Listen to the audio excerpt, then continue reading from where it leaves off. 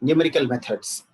As you can see on the screen, numerical methods are they are the methods to approximate. They are the techniques to approximate mathematical procedures. Right? What do you mean by these mathematical procedures? You see, you have learned so many mathematical concepts since you have started learning. When you were in school, you have learned how to solve some simple equations. Right? When you are in intermediate or so, you have learned how to solve what you call system of equations. Then you have learned how to differentiate a function, how to integrate a function, right? Then you have learned especially in first semester, you have learned how to solve differential equations, right? So these are all different mathematical procedures, different mathematical concepts which you can already solve. But when all those methods are already available, why approximations are required? What do you mean by approximation? Actually, the regular dictionary word approximation, which is a closer value to the exact solution or exact value, right? So when already all these analytical methods are available, why approximations are required? Understand, approximations are really required because either we cannot solve the procedures analytically, either we cannot solve the procedures analytically. If not that, because the analytical methods are intractable, right? What do you mean by this? You see, for example, if you are given a simple linear equation like this, 2x plus 3 is equals to 0, right? We can easily find out a solution to this. What do you mean by solution here? Solution is the value of x which satisfies this equation, isn't it? What is the solution in this case? It is x is equals to minus 3 by 2. You can send 3 to the other side, and then you can send 2 also to the other side, so that we'll get x is equal to minus 3 by 2. See, this is the analytical solution, an analytical method which solves this equation exactly, right? See, for example, if you are given an equation of this kind, x square plus 3x plus 2 is equals to 0, which is a quadratic equation, we can easily solve this. You see, we can factorize this as x plus 1 into x plus 2 is equals to 0, right? And thereby you can find out the roots of this equation directly. So this is a quadratic equation, we take this procedure as an analytical procedure. See, for example, if you are given a function, let us say x square, corresponding to this, I need to find out the slope at x is equals to 1, right? What you do, you will just differentiate this. As we know, differentiation of x square is 2x, and here in this, you will substitute x is equal to 1 to calculate slope of the function x square at x is equals to 1, right? Similarly, if you want to find out the area under the curve, what you call 0 to 1. If you want to find the area under the curve x square, area under the curve x square, what you do, you will just integrate. If you want to find out the area between 0 and 1, so you will just integrate this function x square between 0 and 1. You will get something else here, right? So these are all analytical methods which you have already learned. But see, there are few problems where we cannot apply these analytical methods. If I want to find the area under the function, e to the power of minus x square. So what I need to do, I need to integrate this function e to the power of minus x square. See, you can easily integrate e to the power of x, but integrating this function is not that easy. Very, very typical. In fact, with the methods, whatever you have learned so far, you cannot actually integrate this, right? And then if not this, you see, if you are given an equation of this kind, x into e to the power of x is equals to 1, right? I need to solve, this equation.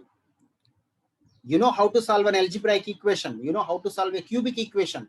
But when you are given an equation of this kind, a nonlinear equation, you don't know how to solve this, right? Now, see, for example, if you are given a system of 100 equations in 100 unknowns, you are given a system of 100 equations in 100 unknowns.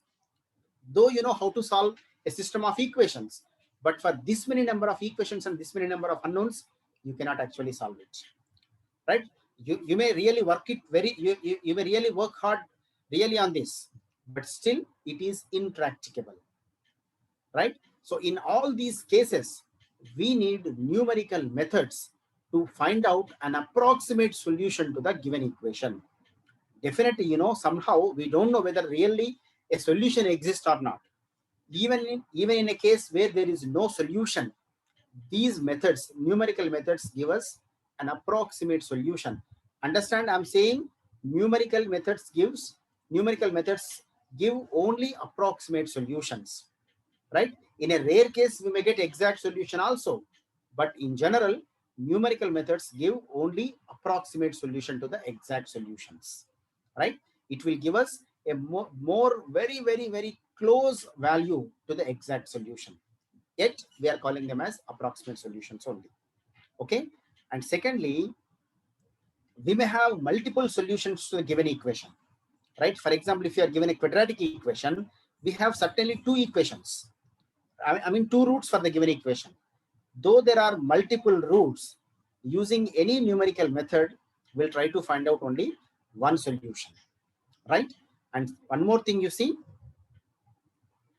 when we use numerical methods, we can find out only real solutions. I mean, solutions as real numbers, right? See, for example, for some of the equations, you may get complex numbers as the solutions generally, right? But when we use numerical methods, we never get complex numbers as the solutions, but we'll only find out approximate solutions which are real numbers. Okay, so keeping these limitations in mind, let us see for what methods, for what mathematical procedures we are going to apply numerical methods in this chapter.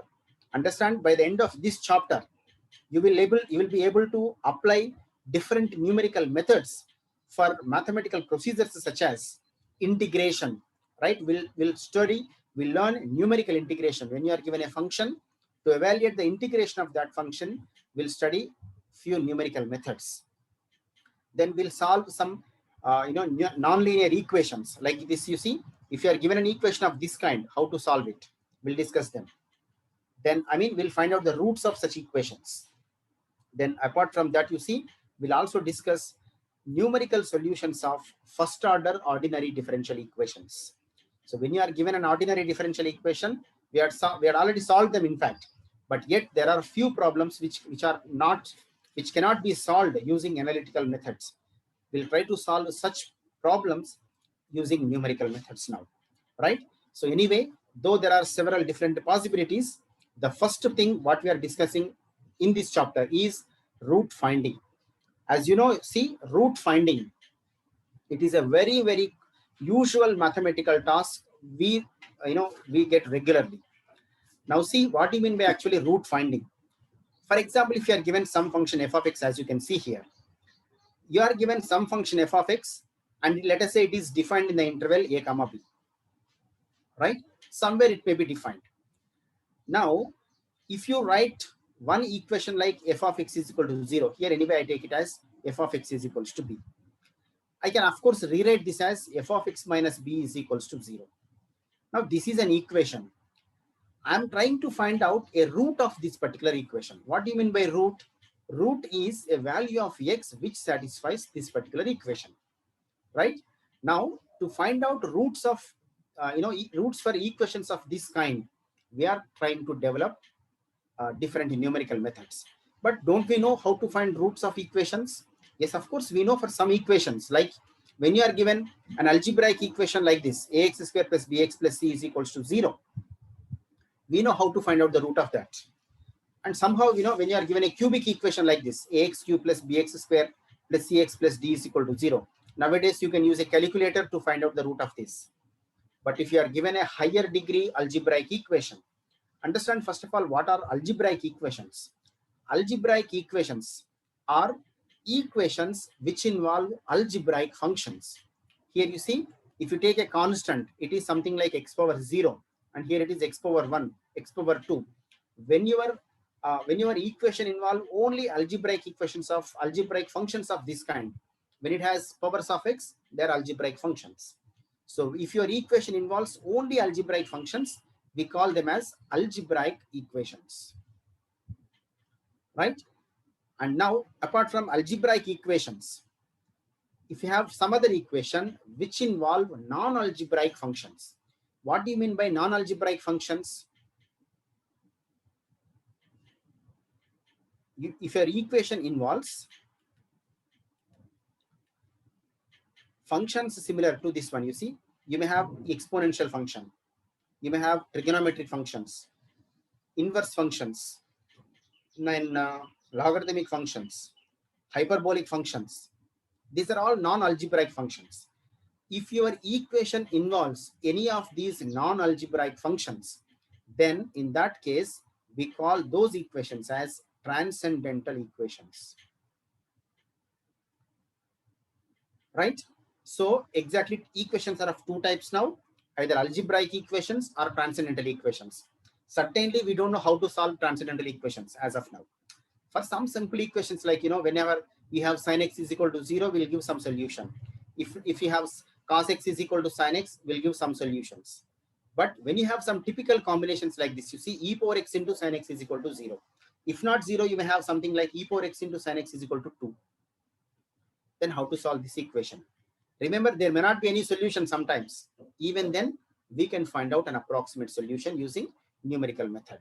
మన తెలుగులో ఒక సామెత ఉంటది, ఏ చెట్టు లేని దగ్గర ఆముదం చెట్టే మహావృక్షం అని అనుకుంటాం మనం. అసలు మనకు సొల్యూషనే లేదు, ఎట్లా ఫౌండ్ అవుట్ చేయాలో తెలియదు.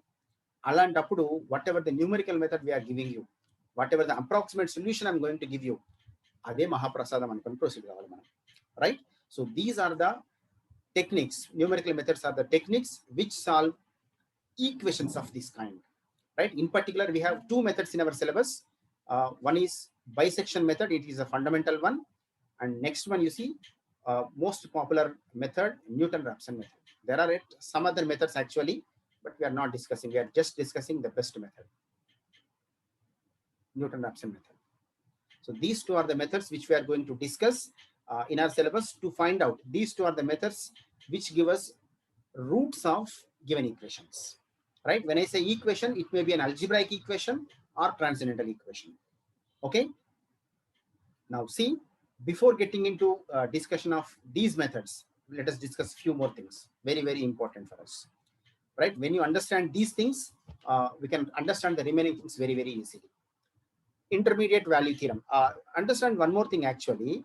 When you are given an algebraic equation, we have fundamental theorem of algebra. What it says, when you are given ax square plus bx plus 0, a quadratic equation. When you are given a quadratic equation, fundamental theorem of algebra says that equation has exactly two roots. In general, when you are given a polynomial equation of nth degree, ax to the power of n plus something else is equals to 0. When you are given nth degree polynomial equation, fundamental theorem of algebra says for this equation there exist exactly n roots. Some of them may be repeated, but there exist n roots for sure. Right? Now, keeping that in mind, remember, we are not going to find out all the n roots. Right? We'll only find out one single root using any of the numerical methods. Now see, now intermediate value theorem. For example, you see, as you can see here, if you are given a function f of x which is continuous and it is defined in the interval a comma b, closed interval a comma b. Right? Understand, this is the graph of function f of x. You can see here on the graph. Look at this. Whenever you are given a function of this kind, you can find any number u between f of a and f of b. Understand, when I say it is a number between f of a and f of b, it will be a number on the graph. It will be somewhere on the, it will be a point on the graph somewhere. So here I have defined it. U is a point on the graph here. Now, when you find a number u on the graph like this, certainly there exists a point c in between a and b, such that f of c is equals to a. నువ్వు function మీద ఇక్కడ meaning ఏంటంటే, in simple మాట్లాడాలంటే, when you have a continuous function like this, when it is defined in the interval a comma b, for all the function values on this graph, there exist different numbers between a and b such that f of c is equals to u. ఈ graph పైన ఉండేటువంటి ప్రతి point ని కూడా దానికి సంబంధించినటువంటి corresponding point ఒకటి in between A and B ఉంటుంది. Right? In between A and B మధ్యలో ఉండేటువంటి ఏ పాయింట్ కి అయినా you will find a corresponding function value on this graph. Right?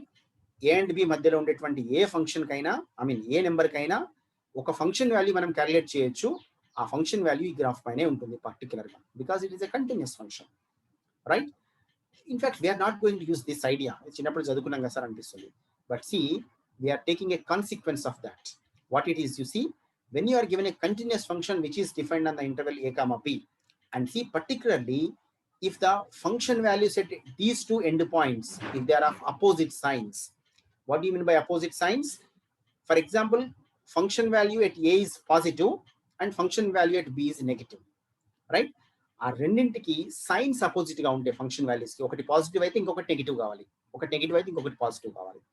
అట్లా if the function values at the end points are of opposite signs, then there exists at least one root x is equal to c for the equation f of x is equal to 0 in the interval a comma b. అర్థం చేసుకోండి ఇక్కడ విషయం ఏంటంటే, if you look at this graph, see at a the function value is negative. See the x-axis horizontal line. Because the function value is below the x-axis, it is negative. And at b, if you look at the function value, this is a positive. See, it is above the x-axis, positive. ఎప్పుడైతే function value change అయిందో, ఇక్కడ చూడండి function value ఒక దగ్గర negative ఉంది, ఒక దగ్గర positive ఉంది. ఎప్పుడైతే ఫంక్షన్ వాల్యూస్ అపోజిట్ సైన్స్ లో ఉంటాయో, intermediate value theorem says it crosses x-axis at least in one position. At a the function value is negative and at b the function value is positive. Whenever the function values are of opposite signs, certainly the graph of this function crosses the x-axis at least at one point. In fact, asal root ante enti, root of this function is nothing but the intersection point of this graph with x-axis. ekkadaithe function value 0 avutundo danni manam root antunnam. Function value 0 avadam ante enti, graph meets the x-axis at that point. So wherever the graph of this function meets the x-axis, they are the roots of that particular equation f of x is equal to 0. So అది ఎట్లా meet అవుతుందో లేదా మనకి ఎలా తెలుస్తుంది? దానికోసం మనం condition తీసుకుంటాం ఇక్కడ. whenever the function values are of opposite signs, then certainly the graph of this function crosses the x-axis, and wherever it crosses, that is the root, right? So geometrical గా మనం ఇదంతా డ్రా చేసి చెప్పలేం కాబట్టి, we need to find out an interval a comma b where the function values are of opposite signs, right? When you can find such an interval, certainly you can find a root in between a comma b. That's the basic idea behind this theorem, right? In fact, we are going to use this simple idea in finding the roots of the equation using any of those numerical methods, right? Now see, bisection method. So this is the first and simplest method in finding the roots of any equation, right? You may be given a transcendental equation or an algebraic equation, but we need to find out the root. Understand like this. You are given one equation, let us say f of x is equals to 0, for which you are trying to find out the roots. And for convenience now, I'll explain you how to find out this interval once we take a problem. But for now convenience, understand you are given one interval where the root exists. Let us say it is a comma b. You got already this interval, assume this for convenience. And one more thing, let me tell you, in numerical methods, in numerical analysis, we use this Greek letter xi to denote exact root, right? Certainly we don't know what is exact root, but we'll just use this symbolically we use this Greek letter to represent exact root of the given equation. So see what I've considered here. You are given one equation f of x is equals to 0, and you've also assumed there exists a root for this equation in the interval a comma b. We don't know how many roots it has, but we are assuming there exists at least one root in this interval a comma b, right? So therefore I can say this exact root xi lies in the interval a comma b. And moreover, I'm also assuming like this.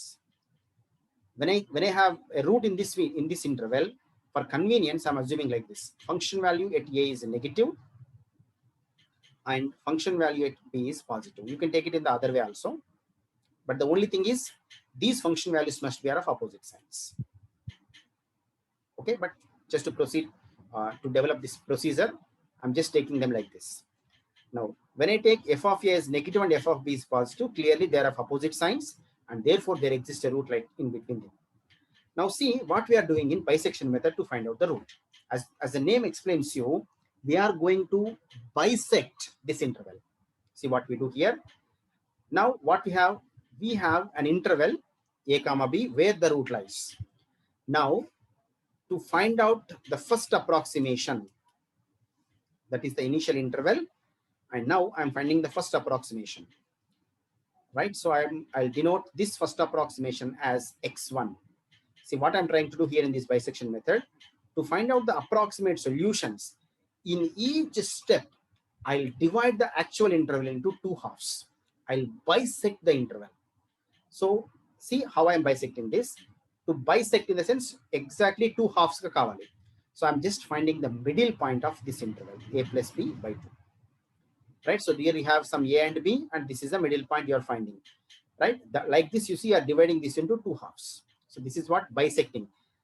To find out the approximate root of this particular equation, since you are bisecting the interval in each step, it was named as bisection method. Okay, and then remember, it is also an iterative method. What do you mean by iterative method? We'll just repeat a particular number of steps successively for more number of times.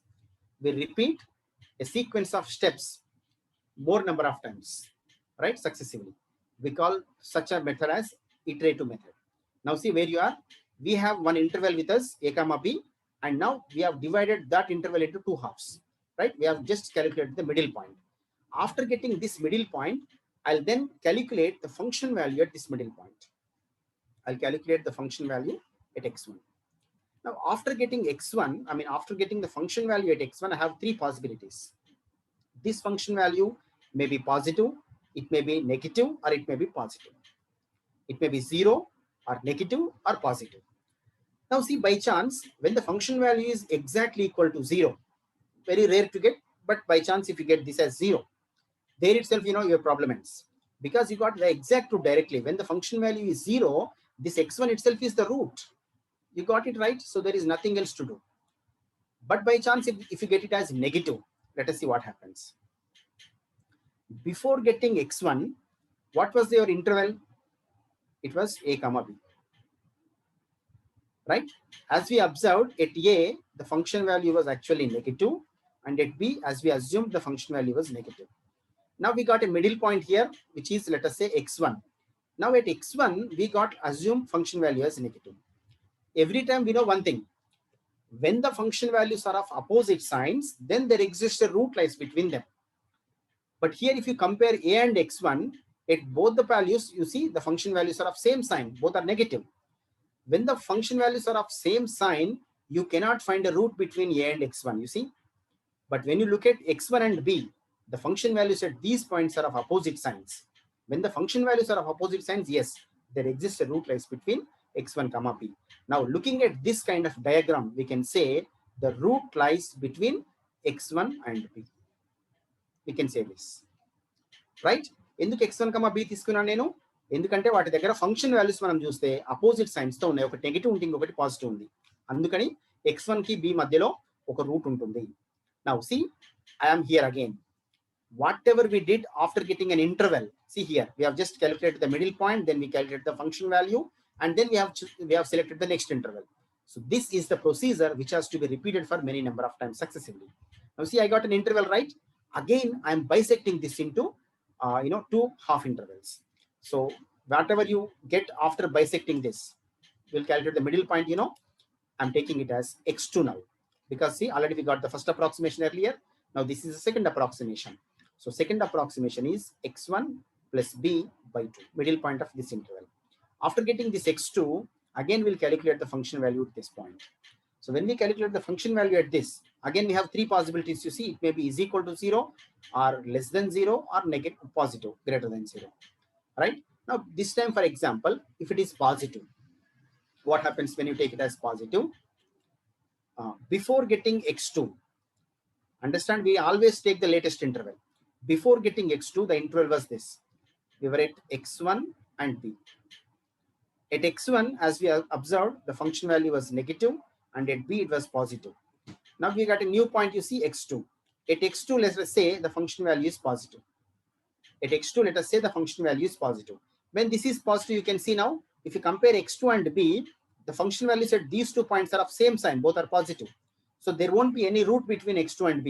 But since the function values at x1 and x2 are different, they are of different signs, there will be a root between x1 and x2. Therefore, you can say the exact root lies now in between x1 comma x2.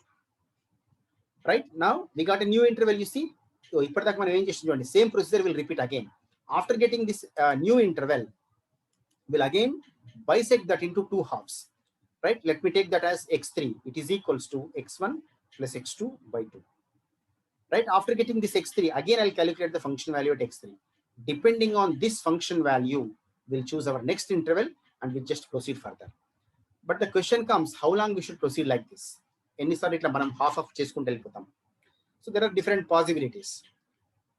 See, after getting this x2, we are calculating x2, you see here. I'll just compare this x2 with x1, right?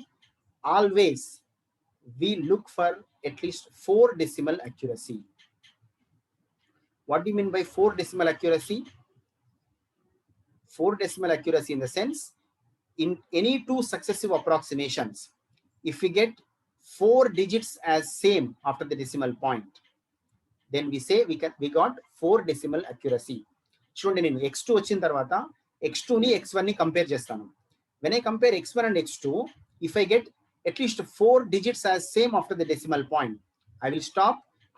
I'll say I got 4 decimal accuracy and I will stop the problem there.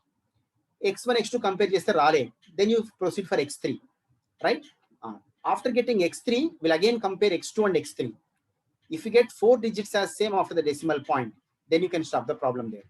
Like this, you see, you continue number of iterations until we reach 4 decimal accuracy. We'll just compare two successive approximations. In any two successive approximations, if you get 4 digits as same after the decimal point, there you can stop the problem and you can say we got the 4 decimal accuracy there. And whatever the approximation you got at the end, the last iteration, that is the approximate solution. Okay, now fourth x4 calculate చేస్తాను నేను.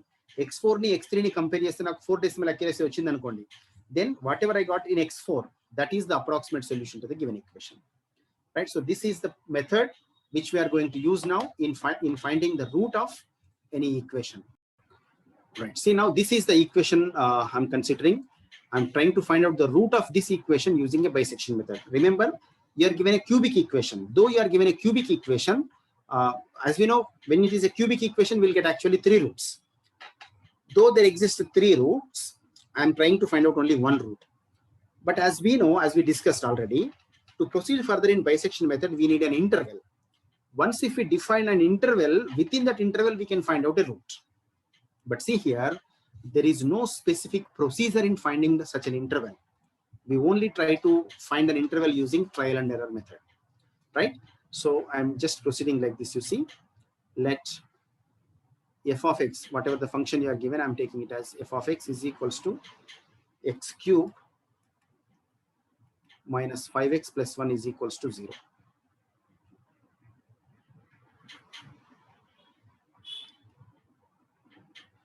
This is the given equation, right?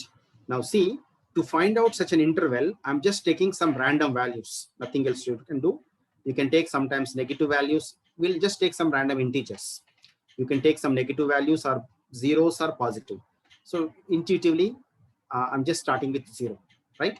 So when I take x is equal to 0, see what happens to the function value. F of x is equals to, f of 0 is equal to, you can just substitute them. You see 0 minus 0 plus 1. So we'll get it as positive. It is 1 and it is positive. Now when I substitute x is equals to 1, right? So when I take x is equal to 1, see how much you'll get. F of 1 is equals to, substitute them, 1 minus 5 plus 1. See, I got it as negative. See, this is lucky. I got a second step itself, I got one as positive and one as negative. By chance, you see, if I get this as also positive, f of 1 is also positive, I'll just proceed further until I'll get a negative value. See, even after x is equal to 3, 4 కూడా నేను check చేసిన, అయినా నాకు positive వస్తుంది, same function values వస్తున్నాయి, same sign తో function values వస్తున్నాయి, then I'll choose negative values. So randomly we can check where we'll get the interval. There is no other way. We need to find such an interval with trial and error method. Okay. Now see, I got a positive function value at 0 and a negative function value at 1. So therefore, I can say the root lies in between 0, 1. Right? So at 0, the function value was positive, and at 1, the function value is negative here. That's how I can say the root lies in between 0 and 1. కొంతమంది పొరపాటున మర్చిపోయి 0,1 బదులు 1,-3 తీసుకుంటారు. Right? Please don't get confused there. See, we always take x values. Root lies between 0,1. Now see, we have now an interval. So to find out the approximate values, the first approximation,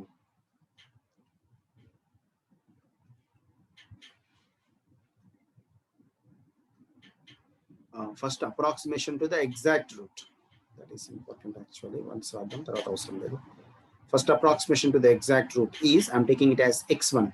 See, we are taking the middle point of this. See how much it is, 0 plus 1 by 2, which is 0.5. Right? So this is the middle point. Now, after getting this middle point, we need to calculate the function value at this point, x1. Based on this function value only, we are going to choose the next interval. If you have a calculator, you can just see how to calculate how much is this.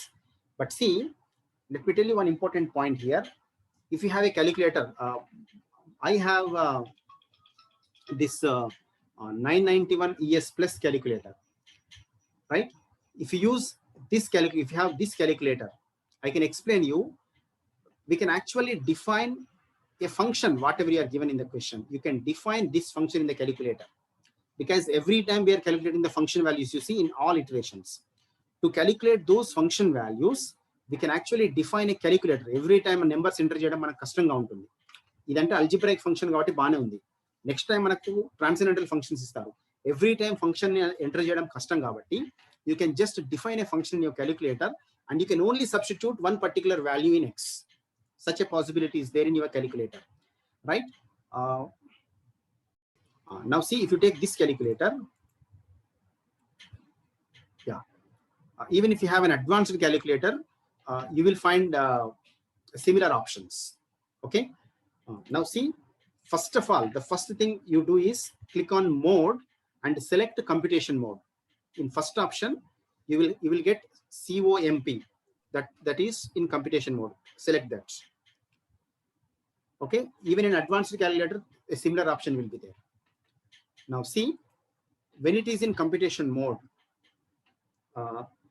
there will be a closed button, a closed bracket button on your keypad, and just above that closed bracket button, you will find, you will find a button like this, a closed bracket button, and above this an X, and this X will be there in pink color. And for advanced calculators, you may find X somewhere else. I'm saying about 991 ES Plus model. Right? You will find a closed bracket button and above that an X. Right? For advanced calculators, you will find it somewhere else. You please go through that. And now to use this, you will find a shift button on top of this, this keypad. Just beside this shift button, you will find a button with the name alpha. Right? Alpha. To use these alphabets, we need to click on this. Now click on this alpha and then click on this closed bracket button. When you click on alpha closed bracket, you will get X on the screen. Did anyone get X on the screen? Yes, sir. Fine. Now see, look at the equation what you are given in the question. It is x cube. To get x cube, you will find a button x square. Just above this x square, you will get x cube. You see, manam last time use chesam a cube calculate cheyadaniki. So click on this shift x square. So click on shift x square. So you will get x cube on the screen. I hope you got it. Right? Then what you have there, you see 5x. Click on minus 5. Then again use alpha x. So you will get x cube minus 5x on the screen. Then click on plus 1. When you click these things, you will find the equation, I mean the function, whatever you are given in the question. Did you get it? Yes, sir. Yes, sir. Minus 5x plus 1. Now see, you will find a button with the name CALC on the calculator. I think for advanced calculators, it is something else. COMP or so. I don't remember exactly. Same, sir. CLC. Right. So when you find that button, click on that. I think it will ask you then X. What is X? Right? See where you are calculating the function value. It is at 0.5, right? Enter 0.5 there. and then click on is equal to button.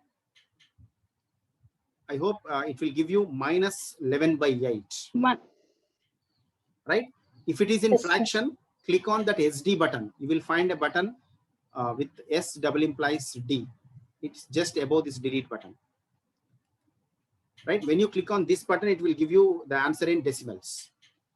And see, as per my calculator, I got this as minus 1.375. Right? Anyway, this is negative. That is what we're expecting actually. Right? Now see, don't click on any other button in your calculator. Keep it aside. Let's now calculate the next interval. Now see, we got this as a negative function value at x1. Now, depending on this function value, we are going to choose the next interval. Let us see how it is. Now, I'm just trying to draw a diagram here for convenience. Before getting x1, the interval was 0, 1. Right? Before getting x1. At 0, as we observed already, at 0, it was a positive function value, and at 1, it was a negative function value. Now, we got a middle value, x1, and it is 0.5. As we calculated just now, at x1, we got the function value as a negative. Right? Now see, as we know, when we have two different function values, I mean, when the function values are of opposite signs, then only there will be a root, correct? So when you look at 0.5 and 1, when you look at 0.5 and 1, the function values at these 2 points are of same sign. You see, both are negative. So there won't be any root in between 0.5 and 1. But if when you look at 0 and 0.5, see at 0, the function value is positive, and at 0.5, it is negative here. Since the function values at these 2 points are of opposite signs, you can then say the root, exact root lies in between 0 and 0.5. I hope you understood. If anyone of you are not clear with this, you can ask me.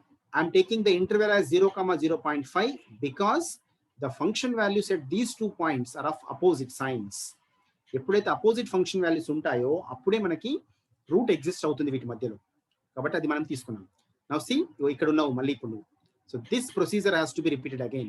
Now when you have the root, now we calculate what you call the second approximation. Already we got the first approximation, you see. Now it is the second step. The second approximation ఎట్లా calculate చేస్తాం? It is again the middle point. So this time I'm taking it as x2 is equal to, it is the middle point of 0, 0.5.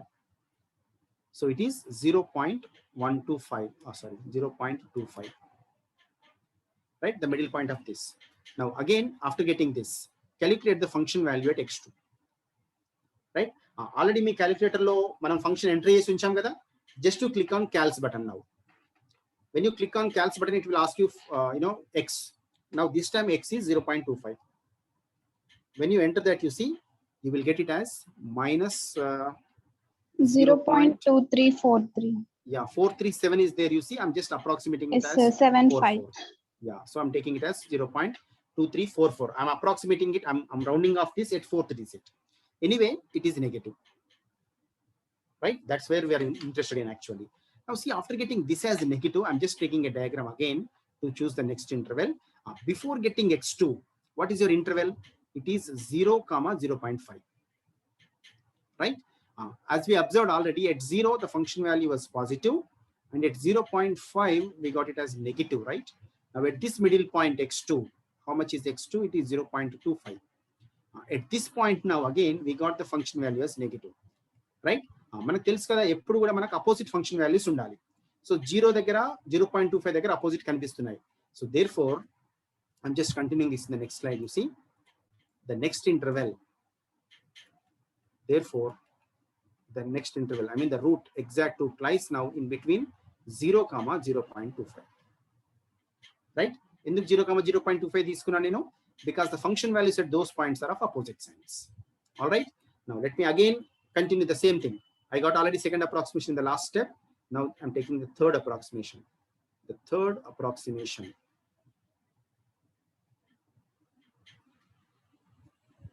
it is, I'm taking it as the middle point of this interval. You see, x3. x3 is equals to 0 plus 0.25 by 2. So this is, as we know, 0.125. Right? కొంతమందికి some calculate చేయడం కూడా రాదనుకోండి. అప్పుడు మీరు ఏం చేయాలంటే, ఈ క్యాలిక్యులేటర్లో already మనం equation enter చేసినాం కదా, ఆన్ బటన్ క్లిక్ చేయకుండా directly you can just add, you can just calculate the middle point of this. ఆ తర్వాత మనకు క్యాలిక్యులేటర్ లో సెంటర్ లో బిలో ద స్క్రీన్ ఒక రౌండ్ బటన్ ఉంటుంది. యూజింగ్ దట్ మీరు అబౌవ్ టాప్ బటన్ క్లిక్ చేసామనుకోండి, again you'll get back to your equation. మనం ఆన్ బటన్ క్లిక్ చేస్తే మాత్రం మొత్తం పోతుంది, మళ్ళీ మొదటి నుంచి రావాలి. ఆన్ బటన్ క్లిక్ చేయకుండా you can even use calculator for these averages. Okay, so anyway, now this is your third approximation. See how much is f of x3. Again use this calc button. 0.125 is equals to, I got it as 376953. Yeah, I'm taking only 4 digits, and now this is positive c, right? So I'm just taking this diagram again. See, before getting x3, the interval was this. You see 0 and 0.25. And at 0, as we had seen already, it was positive, and here it is negative. Now at the middle point x3, 0.125.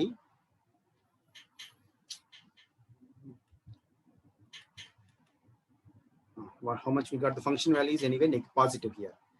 Now can you expect what will be your next interval? Anybody?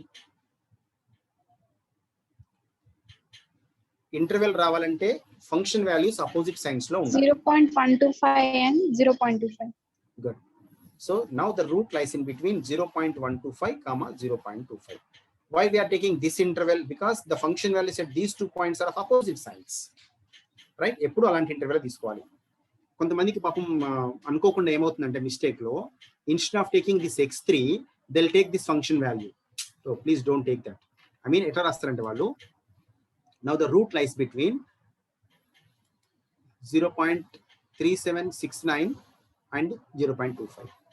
ఇట్లా రాష్ట్రం మనకు ఏమవుతుంది, నీకేం తప్పు అనిపించదు, ఎందుకంటే still you will get what you call the middle point, still you will continue the function value, everything okay, కానీ answer అయితే తప్పు అవుతుంది, right? So be careful in taking these values. Will always take only X values here. Now see what will be your next approximation, the fourth approximation. One thing actually we are forgetting, after getting x3, we need to compare the value of x3 with x2. See how much you got in x2. x2 is 0.25 and x3 is 0.125. See, when you compare these two, not even 1 digit after the decimal point is same. ఇక్కడేమో 2 ఉంది decimal point తర్వాత, ఇక్కడేమో 1 ఉంది. అంటే up to x3 we have not even reached for 1 decimal accuracy. So అందుకనే మనం x4 కూడా continue అవుతున్నాం. We're expecting 4th decimal accuracy. అక్కడ ఇక్కడ కూడా కాదు. నెంబర్ ఆఫ్ ఇటరేషన్స్ మరీ హెవీ అయితే మనం థర్డ్ డెసిమల్ అక్యురసీతో ఆపేస్తాం అనుకోండి. Now the fourth approximation, let me take it as x4. x4 is equal to, it is the middle point of this, 0.125 plus 0.25 by 2. And see how much it is. Be careful while calculating this kind of average in calculator. Always try to keep a bracket for this numerator so that it gives you correct answer. మీరు bracket ఇవ్వలేదు అనుకోండి, అది ఏం చేస్తుంటే only 0.25 ని 2 తో divide చేసి వచ్చిందాన్ని 0.125 కి యాడ్ చేస్తుంది, మొత్తానికి తప్పైపోతుంది. అందుకని be careful. So I'm just taking it like this, 0.125 plus 0.25 divided by 2. Right, so as you know it is 0.1875. So that is the fourth approximation. Now see, after getting this fourth approximation, as usual I am trying to calculate the function value f of x4. I'll just stop it in a while. F of x4, see I'm just using the same function again, 0.1875. So when I calculate this, you see I got it as 0.0691. 909. Yeah, so I'm taking it as 91. It is anyway positive. One more thing you see, after getting x4, compare this x4 with x3. See here we got it as 1875 and there it was only 125. So we got 0.1. See, the first digit is same in both the approximations. So after completion of x4, we got 1 decimal accuracy. We're expecting for 3 or 4 decimal accuracy. So we need to still continue this. Now see, we got x4, f of x4 as positive. So what will be our next interval? We'll just see this and wind up this. Before getting x4, the interval was this, you see, 0.125 and 0.25. As we had seen, at 0.125, the function value was positive. and at this point it was negative. Now at the middle point here, 0.1875, we got the function value as positive. Now, so therefore, the next interval where the root lies is 0.125, 0.1875. Right? Not a? Both same, sir. That we need to observe, correct. Right? So we need to take only 0.1875 and 0. exactly. So it is 0.1875 and 0.25. This is what you need to understand. Right? So since the function values are of opposite signs, this is our next interval. Right? So I'm just stopping here because we're running out of time. Please continue this. You may continue up to x to 10, remember. No problem. Try to get at least 4 decimal accuracy. Even after x10, if you're not getting 4 decimals as same, then you stop at 3 decimal accuracy. No problem. Right? Please continue this. And if you are not getting, we'll discuss this in the next class. If anybody have any other questions as of